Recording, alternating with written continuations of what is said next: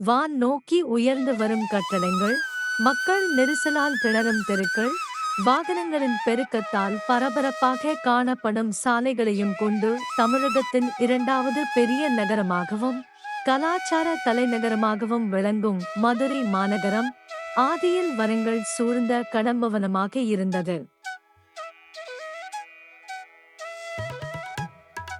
வான் நோக்கி உயர்ந்து வரும் கட்டடங்கள், மக்கள் நெரிசலால் திணறும் தெருக்கள், வாகனங்களின் பெருக்கத்தால் பரபரப்பாக காணப்படும் சாலைகளையும் கொண்டு தமிழகத்தின் இரண்டாவது பெரிய நகரமாகவும் கலாச்சார தலைநகரமாகவும் விளங்கும் மதுரை மாநகரம் ஆதியில் வனங்கள் சூழ்ந்த கடம்பவனமாக இருந்தது. மெகஸ்தனீஸ் கி.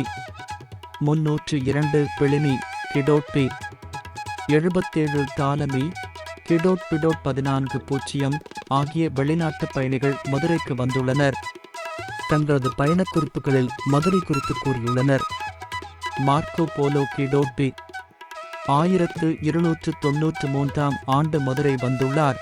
வரலாறு: தனஞ்சயன் என்ற விவசாயி ஒருரை வனப்பகுதியில் நடந்து சென்று கொண்டிருந்த போது கடம்ப மரம் ஒன்றிற்கு கீழ் சுயம்பு லிங்கம் இருப்பதையும் கடவுள்களின் கடவுளான இந்திரன் அதை வணங்கிக் கொண்டிருப்பதையும் பார்த்தார். இந்த செய்தியை மன்னர் குலசேகர பாண்டியனிடம் சென்று தெரிவித்தார். உடனடியாக அந்த பகுதியை சுத்தம் செய்ய உத்தரவிட்ட மன்னர் சுயம்பு லிங்கத்தை மையமாக வைத்து கோவில் கட்டவும் அக்கோவிலை மையமாக வைத்து புதிய நகரம் அமைக்கவும் உத்தரவிட்டார். நகரம் உருவானது. அதற்கு என்ன பெயர் வைப்பது என்று மன்னர் உள்பட அனைவரும் யோசித்தனர். அப்போது சிவன் அங்கு தோன்றி தனது தலைமுடியிலிருந்து சில தேன் துளிகளை நகரின் மீது தூவினார். இதையடுத்து புதிய நகருக்கு மதுராபுரி என்று பெயர் சூட்டப்பட்டது. மதுரம் என்றால் இனிமை என்ற பொருளில் இப்பெயர் வந்தது. மதுரை நகரம் பலமான கலாச்சார பின்னணியை கொண்டது. சிவன் தனது 64 திருவிளையாடல்களை இந்த புராதன நகரில்தான் நிகழ்த்தினார். சோழ மன்னர்கள் கிடோட்பி 10வது நூற்றாண்டின் துவக்கத்தில் மதுரையை கைப்பற்றும் வரை மதுரை மாநகரம் சொர்க்க பூமியாக இருந்தது. பாண்டிய மன்னர்களின் காலமே மதுரையின் பொற்காலமாக கூறப்படுகிறது. 13வது நூற்றாண்டின் துவக்கம் வரை மதுரை சோழர்களின் கட்டுப்பாட்டில் இருந்தது. சோழர்களிடமிருந்து கிடோட்பி 1223 ஆண்டில் மதுரையை பாண்டியர்கள் மீட்டனர். மறுபடியும் மதுரை மலர்ச்சி கண்டது.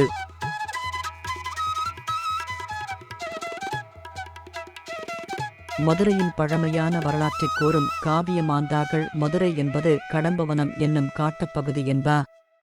முன்னொரு நாளில் தனஞ்சயன் என்னும் வணிகன் இந்த காட்டுப்பகுதியை இரவில் கடந்து சென்றபோது அங்குள்ள கடம்ப மரத்தின் கீழ் இருந்த சுயம்பு லிங்கத்தை விண்ணகத் தலைவனாகிய தேவேந்திரன் தனது தேவா கூட்டத்தாருடன் சோர்ந்து வழிபட்டு மீண்டும் வானில் சென்றதைக் கண்டு அதிசயித்தான்.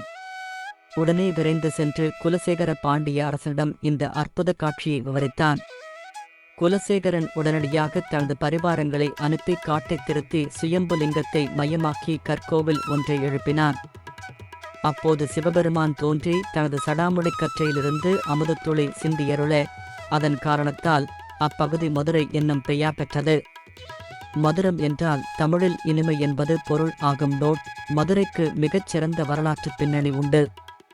மண் சுமந்த கடவுளாகிய சிவபெருமான் இந்நகரில் 64 அற்புத திருவிளையாடல்களை நிகழ்த்தியுள்ளார்.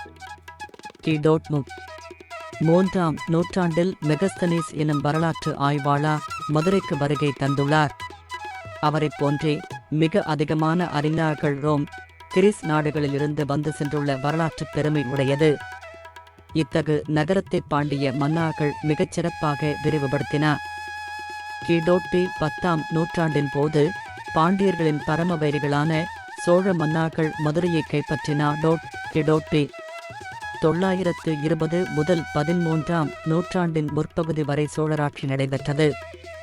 கிடோட்பி 1223 இல் பாண்டியர்கள் மீண்டும் ஆட்சியை கைப்பற்றி சோழர்களை விரட்டினார்.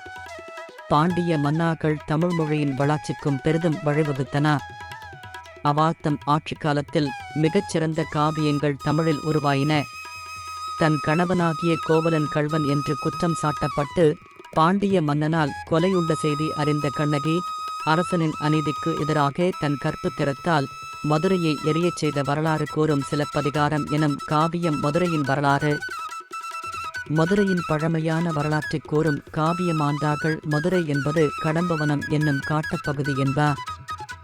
கிபி 1311 ஆண்டின் போது டெல்லியை ஆண்டு கொண்டிருந்த அலாவுதீன் கில்ஜியின் தளபதியான மாலிக் கஃபூர் மதுரைக்கு வந்து களஞ்சியத்திலிருந்த விலைமதிப்பற்ற நவரத்தினங்களையும் பொன் ஆபரணங்களையும் அரிதாக உள்ள பொதக்கிஷங்களையும் கொள்ளையடித்துச் சென்றார். அதேபோல் மேலும் சில முஸ்லிம் சுல்தான்கள் வந்து அபகரித்து சென்றனர். கிபி 1323 ஆண்டில் மதுரை உட்பட பாண்டிய சாம்ராஜ்யம் தில்லி பேரரசின் ஒரு மாகாணமாக துக்ளக் ஆட்சியின் கீழ் மாறியதோடு அதன்பின் 1371 இல் விஜயங்கர சாம்ராஜ்ய பரம்பரையைச் சார்ந்த ஹம்பி என்பவா மதுரையை கைப்பற்றி விஜயங்கர ஆட்சிக்குட்படுத்தினார். இந்த பரம்பரையை சார்ந்த ஆட்சியாளர்கள் தாம் கைப்பற்றிய இடங்களுக்கு நாயக்காக்களை கவானாக்களாக நியமித்து ஆண்டனர். அவாக்கள் திறமையான நிர்வாகம் மேற்கொண்டனர். நாயக்கா மன்னார்கள் ஆண்டுதோறும் குறிப்பிட்ட தொகையை கப்பமாகச் செலுத்தினார். கிபி 1530 இல் விஜயங்கரப் பேரரசின் கிருஷ்ணதேவராயா இறந்துவிட நாயக்க மன்னார்கள் சுதந்திரமாக தங்கள் கட்டுப்பாட்டின் கீழ் உள்ள பகுதிகளை ஆட்சி செய்யத் துவங்கினர். நாயக்கா வம்சத்தில் தோன்றிய திருமலை நாயக்கா என்பவா கிபி 1623 முதல் 1659 வரை மதுரையை ஆட்சி செய்தார்.